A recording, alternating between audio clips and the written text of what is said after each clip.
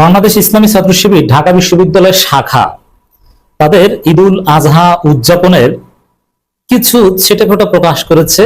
মুহূর্তের মধ্যেই তোলপাড়, অনেকে চমকে উঠেছে। এটা কি?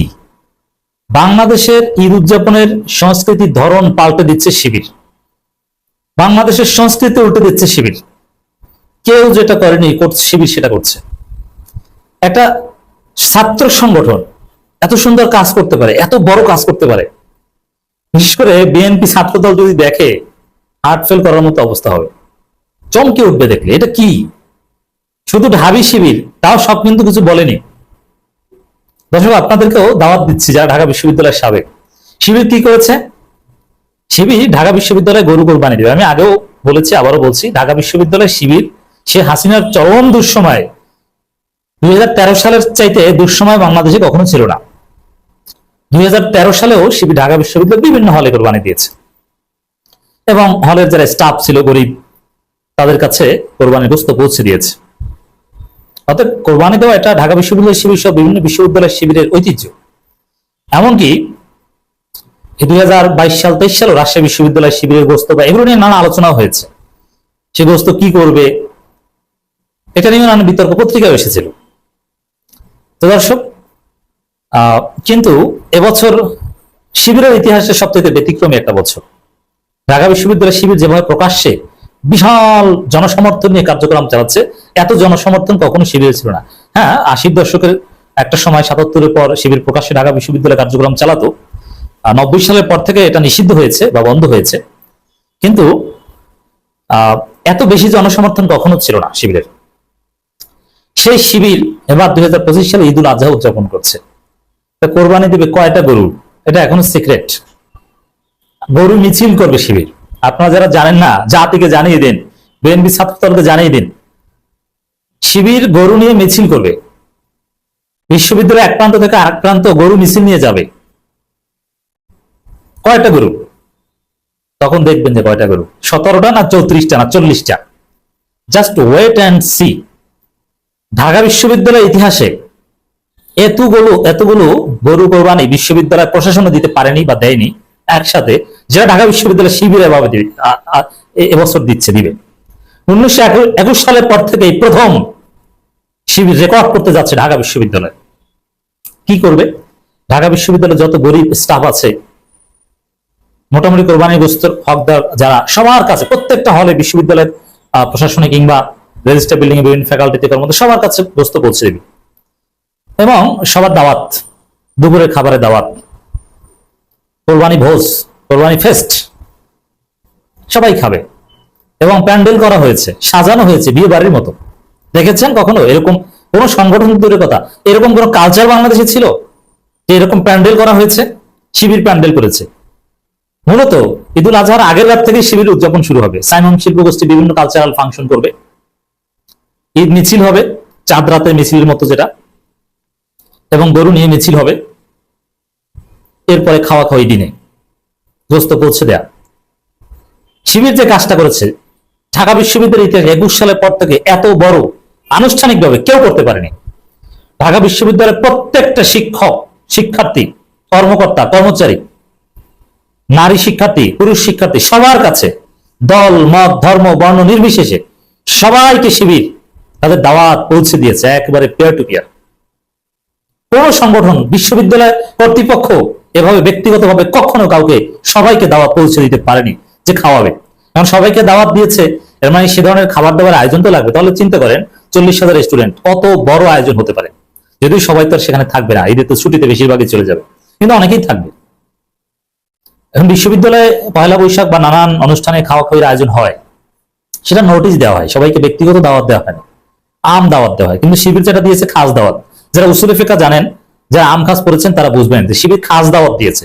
এভাবে সবাইকে খাস দাওয়াত এবং উন্নত খাবারের জন্য পয়লা বৈশাখ বা বিভিন্ন অনুষ্ঠানে বিশ্ববিদ্যালয় হলগুলোতে সবাইকে খাওয়ানো হয়, কিন্তু সেখানে কারচুপি হয়। 5 লাখ টাকা বাজেট হলে 2 লাখ টাকা খাওয়া, 3 লাখ টাকা শিক্ষক শিক্ষার্থী ছাত্রলীগ মিলে মেরে দিত, আর বিএনপির আমলে ছাত্রদল মেরে দিত। আর এখানে উন্নত খাওয়ানো হবে। যেরকম খাবার ঢাকা বিশ্ববিদ্যালয়ের শিক্ষার্থীরা অতীতে বিশ্ববিদ্যালয়ে বসে খেয়েছে কিনা সন্দেহ আছে। এতে চমকে উঠবেন না, তাহলে চমকে উঠবেন কিসে? একটা ছাত্র সংগঠন না সরকার? বিশ্ববিদ্যালয় কর্তৃপক্ষ যেটা কখনো পারেন 1921 সালের পর থেকে, এবার ঢাকা বিশ্ববিদ্যালয় শিবির করছে, আরো কত কিছু করছে, বৃক্ষরোপণ করছে, সব শিক্ষার্থীদেরকে ঠান্ডা পানি খাওয়ানোর মেশিন স্থাপন করে দিয়েছে প্রত্যেকটা বিল্ডিং এ, ছাত্রী হল থেকে শুরু করে ছাত্র সব জায়গায়। এক একটা হলে যদি 3টা বিল্ডিং থাকে 3টে বিল্ডিং এ দিয়েছে, যাতে শিক্ষার্থীরা চাইবে ঠান্ডা পানি খেতে পারে। এর মানে এটা তো প্যারালাল সরকারের মতো শিবির, একটা মিলিটারি অর্গানাইজেশনের মতো সুশৃঙ্খল। কোথায় টাকা পায়? আল্লাহর পক্ষ থেকে আসে। এই ছেলেরা যখন ঠান্ডা পানি বসানোর উদ্যোগ নেয় বা কোরবানির উদ্যোগ নেয়, বা এই যে ইফতার করিয়েছে কোটি টাকার মতো প্রায়, কত টাকা কিভাবে ইফতার করাবে এরা জানে না। এরা এই উদ্যোগ নিয়েছে একদিন ইফতার করাবো, এটা ছড়িয়ে পড়েছে। ছাত্রদল সেক্রেটারি আয়ের উৎস নিয়ে প্রশ্ন তুলেছে মুহূর্তের মধ্যে। আমি দায়িত্ব নিয়ে বলছি, শিবির এই রমজানে মাত্র একদিন ইফতার করানোর সিদ্ধান্ত নিয়েছে, একদিন ইফতার করাই।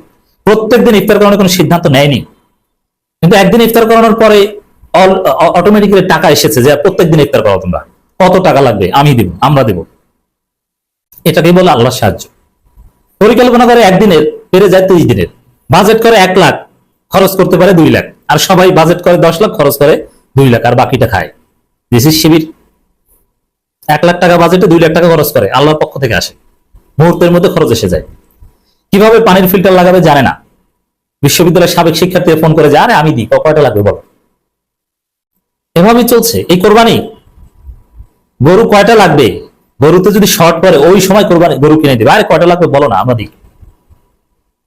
এটা ঢাকা বিশ্ববিদ্যালয় শিবির। এই ঢাকা বিশ্ববিদ্যালয় শিবির এবার জিতবে।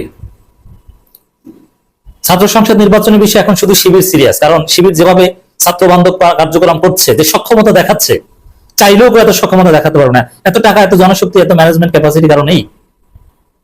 আমি একটা আলোচনায় বলেছি যে শিবির 17টা 34টা 50টা গরু কোরবানি দিবে, আর ছাত্র দল ওই চামড়া বিক্রির সিন্ডিকেট নিয়ে ঝগড়া করবে, নিজেরা মারামারি করবে। পার্থক্য হচ্ছে এটা।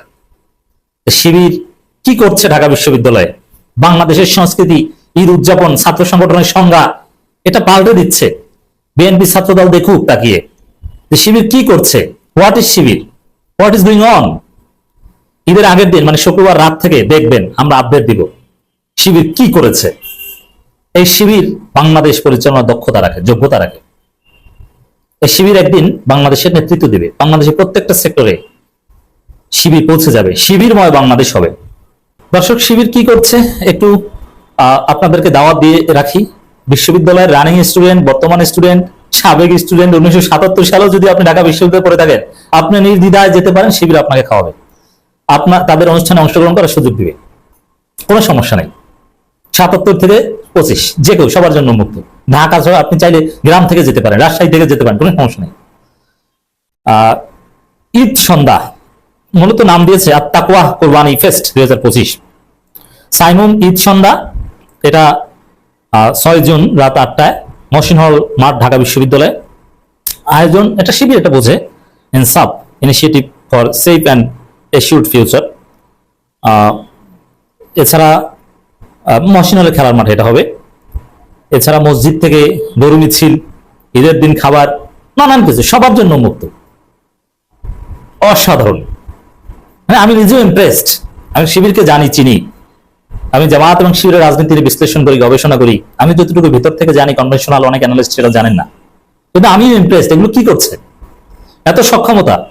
এবং এই সক্ষমতার ব্যাখ্যা হচ্ছে আল্লাহর পক্ষ থেকে সাহায্য। 1 লাখ টাকা নিয়ে নামে 1 কোটি টাকা খরচ করে বাড়ি যায় এরা। দিস ইজ শিবির। আমি আবার বলছি, 1 লাখ টাকা হাতে নিয়ে নামে 1 কোটি টাকা খরচ করে শিবির বাড়ি যায়, বাকিটা আল্লাহর পক্ষ থেকে আসে।